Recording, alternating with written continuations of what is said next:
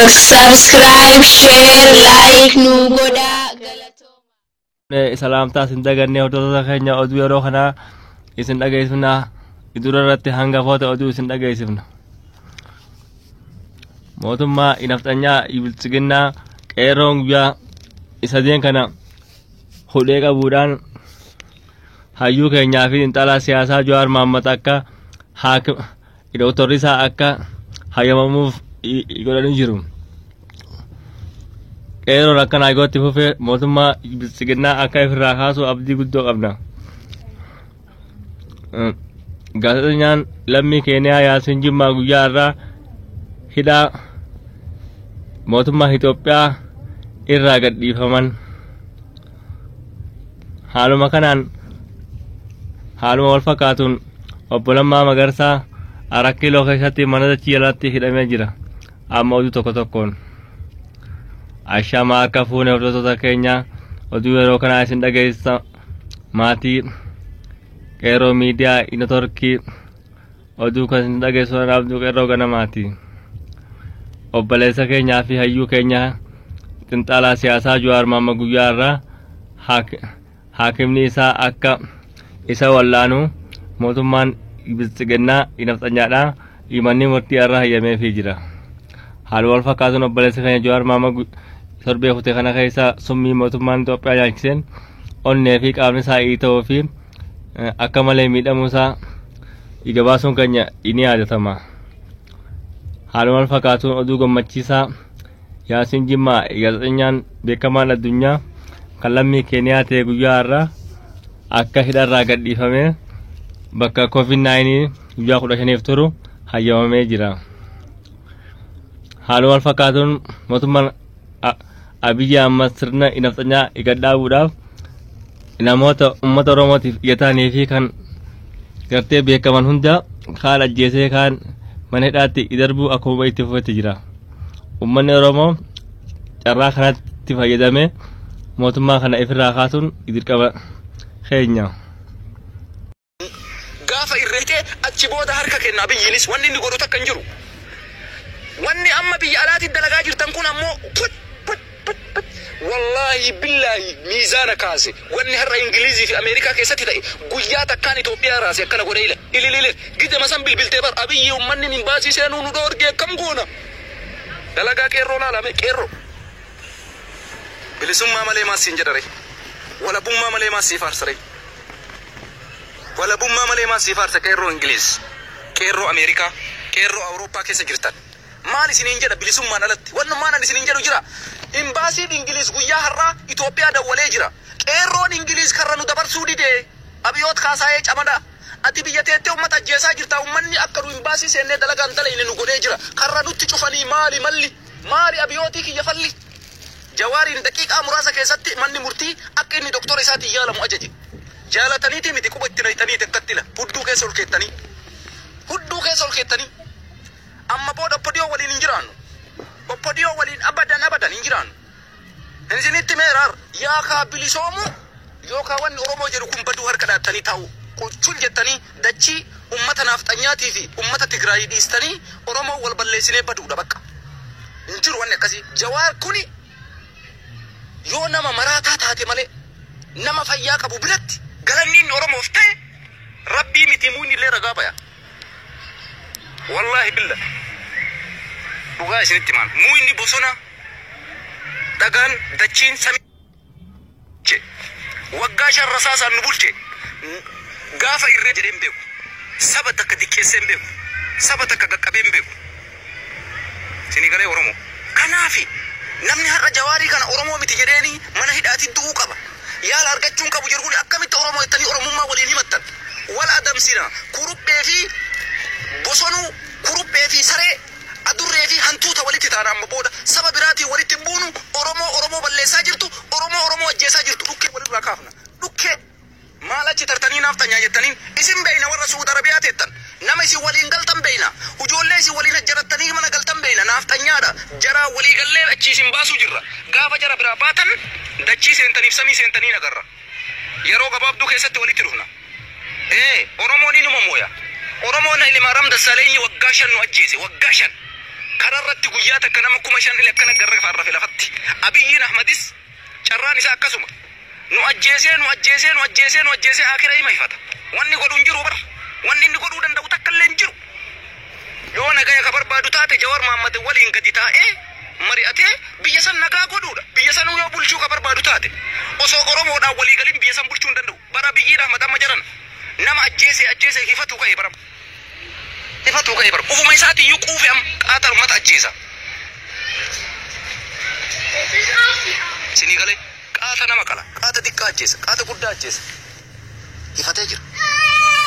hifatee jira innummaan matammaan isaa hifatee jira akkanuma Oromoon du'an sodaatu jiraadhu Oromoo jiraadhu qarree jiraadhu qeerroo gammachuun keessan natti tolee jira akkuma jettan san Yaayyaa Bashiir Farhaan Abdusalaam Kadiiroo Elemoo Falmataa Ibro Caffee Raamis warri amma kan dhayin akka Sa'ad Yusuf Abdii Tayyibuu Waaqoo hundi keessan basaastuu bichaa galmeessa amma basaastuu weellisaa fedhe haa ta'u sheeka fedhe haa ta'u yoo Abiyyi waliin ta'e Oromoo basaasaa jiraate maqaan maxxansa itti najamnu amma booda itti najamnu jarri maqaa amantiitiin nu dhufanii nu balleessuu deeman callisanii Abiyyi waliin ta'anii nutti ilaalaa jiran maqaa isaa nu maxxansa barreeffama isaa waliin waan inni jedhe waliin amma booda hin jiru wanni akkasii qabrii yoo taate marti isaa adda gadi bu'a wanni inni dalagate homaa nu hin gootu innis ofii fifaa jette anis ofii fifaa jedha yoo har'aas garagalee sabummaa ofii beekessa Oromoo kana waan godhin abbaa fedhe haa taatu nama itti amantan nama namni sun balleessa isaa itti amantan ummata maxxansa ummata Oromooti abadan nuti isa dhumaa irra jirra yaa bilisummaa yaa dachirraa badu yaa bilisummaa yaa wanni Oromoo jedhu kun akkana tarka xaattanii assalaamu alaykum jettanii akkana mi wayta nyaata dhiqatu harka dhiqatee taa'uutitti akkasitti henna malee amma booda obbodiyoo fi ilmaan Oromoo kun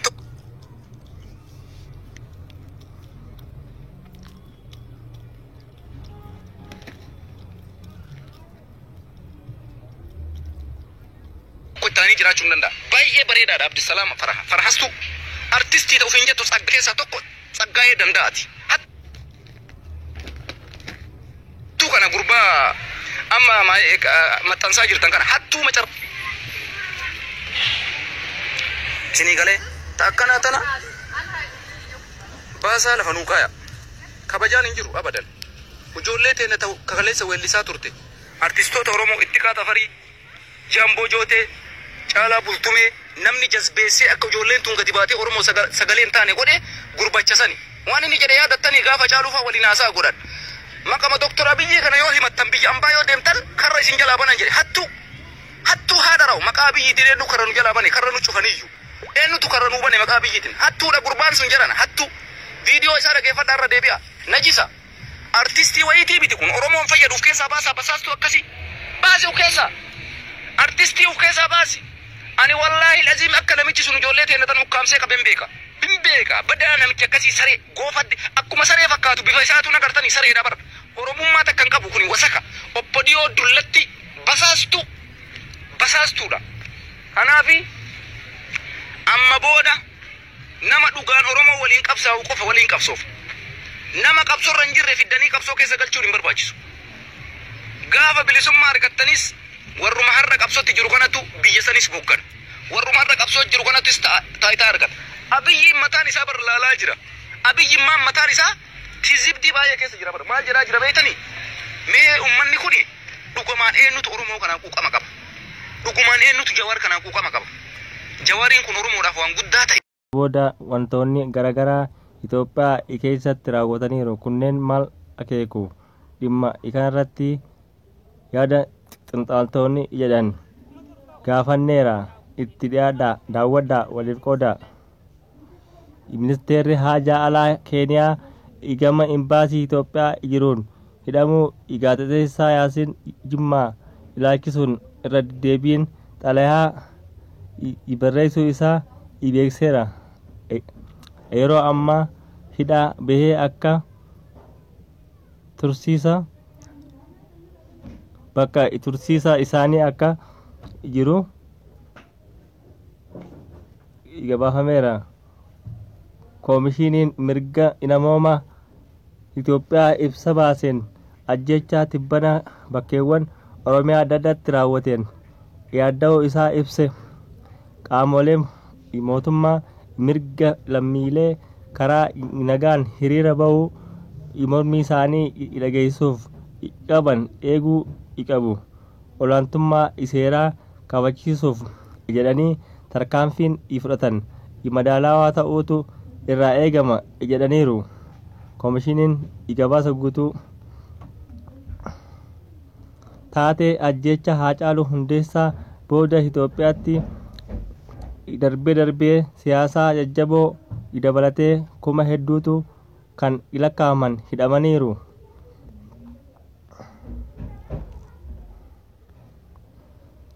Hiriira mormii wiixata dabre jalqabeen Oromiyaa iddoo adda addaatti namoonni ajjeefamaniiru. Lakkoofsa namoota du'anii qulqulleessaa jiraachuu mootummaa naannoo Oromiyaa himeera. Hoogganaan biiroo dhimmoota kominikeeshinii mootummaa naannoo Oromiyaa obbo Geetaachoo Ibaalchaa ajjeechaa kanaaf namoota biyya alaa ta'anii hiriira waamantu itti gaafatamu jedhaniiru.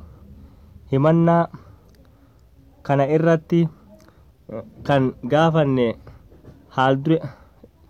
haala adda addaa irratti kan waan kana gaggeessaa jiru Dr. Itti Aanaa Haftee waan jedhan tokko tokkoon isin dhageessifna. Himannaa mootummaatiin dhiyaatu kana irratti namoonni mormii Oromiyaatti ka'e kana hordofan maal jedhu. Namoota dhimma kana keessatti hirmaannaa qaban keessaa tokko kan ta'an Dr. Itti Aanaa Haftee wajjin BBC'n turtii taasisaniiru.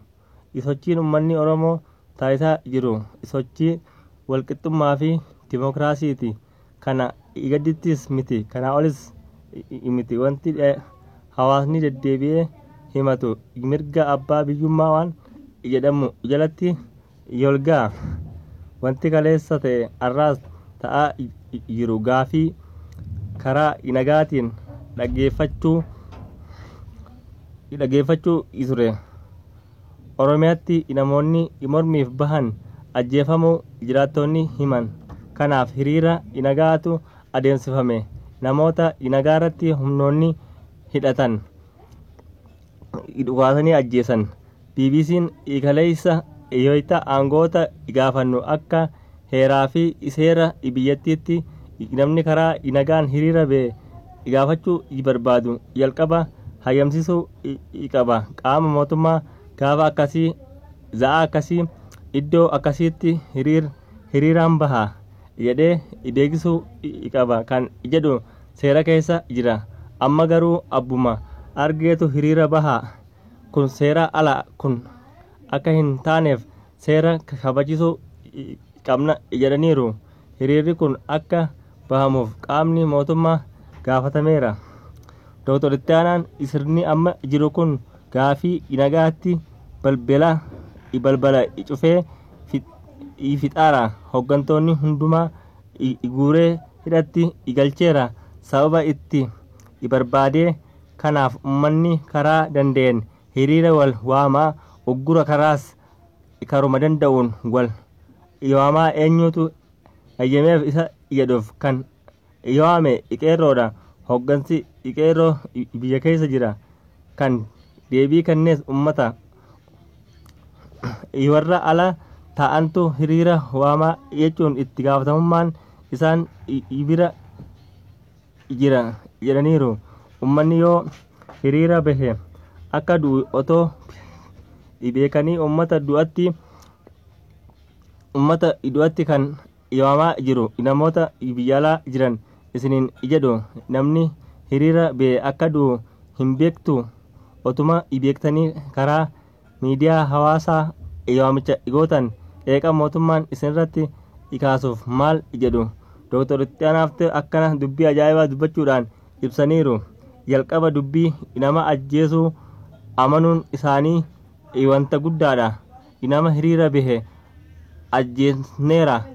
Gama kan biraan kan isaan dubbataa jiran. Kanaaf namni tokko biyya isaarratti heeraan mirga kennameef gadi bahee yaada isaa ibsachuuf wanta barbaade biyya isaarratti hojjechuuf otoo mirga qabu rasaasaan du'a. Namni gadi bahee gaafii gaafatu jechuun mataan isaa itti gaafatamummaarraa baqachuudha. Kanaaf isa rasaasaan nama rukuteedha kan itti gaafatamu malee Qeerroon isa waamicha waamee miti. BBCtti inni ajjeese akkuma jirutti ta'ee namoonni akka du'an otoo beektanii rogeeyyiin karaa miidiyaa hawaasaa waamicha gootu itti gaafatamummaa fudhattu. Dr. Itti Aanaan waan ajaa'ibaatti deebii dhugaadhaa deebisaniif. Iwantiin isin jechuu barbaadu waamichaayyuu nuti hin waamne hin beeknu. Waamicha Qeerroon ergate miidiyaaleen Oromoo dubbisaniiru. Nutis immoo gama dandeenyeen hundumaan Oromoon miidhamanii isa irraa ka'uuf hamma lubbuun keenya dhibautti bira dhaabbannee falmina.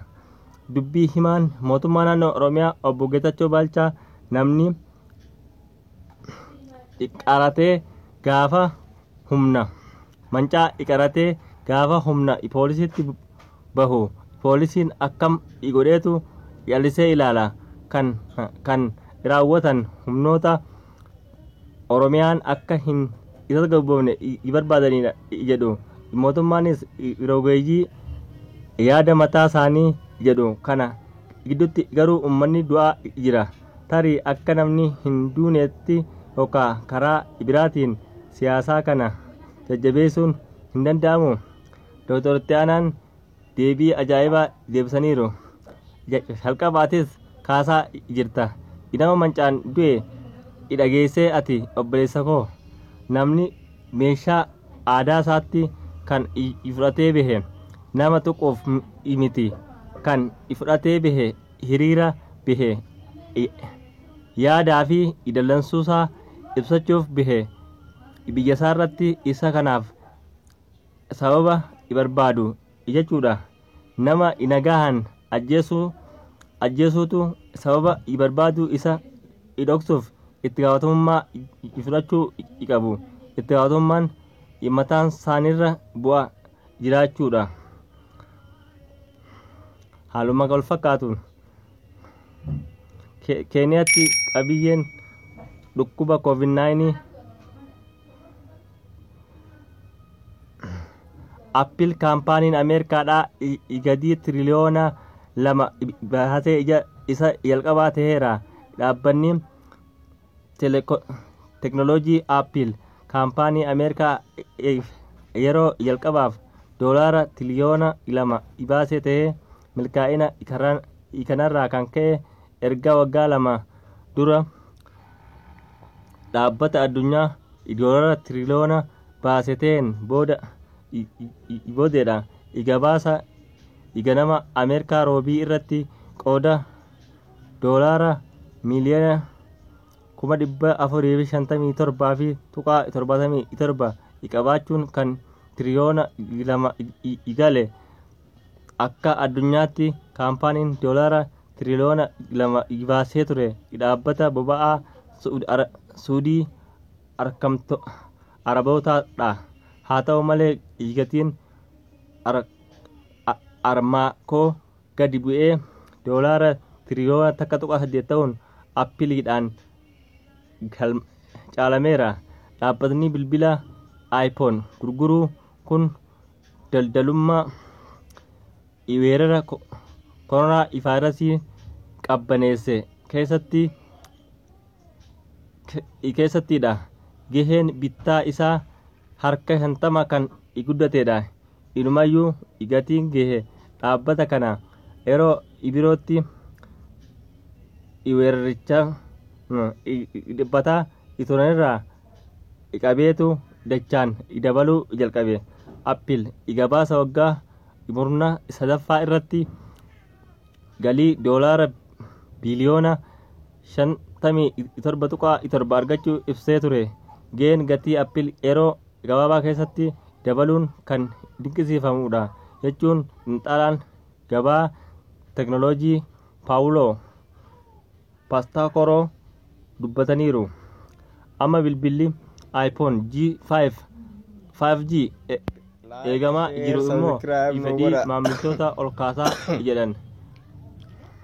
Haaluma wal fakkaatuun halkan edaa 4 kiiloo keessatti dhukaasa banameen namoonni hedduun miidhamanii hospitaala seenuunsaa Foolamna. gabaafamee jira. Hanqolii deemutti. Haal wal fakkaatu. Guyyaarraatiif nagaan nu foola. Obbo Lammaa Magarsaa akkuma amma dura baranitti achi buutee isaa mootummaan Itoophiyaa dhabamsiisee jira. Haala kana uummanni Oromoo jala bu'ee hordofuun dirqama. Obbo Lammaa Magarsaa uummanni keenya mootii keenya eega jee booda Dr. Abiyyiin isa sobee isa harkatti galfatee mootummaa naannoo Oromiyaa irraa kaasee haaluma saniin waggaa guutuudhaaf ugguree nafxanyaadhaan akka inni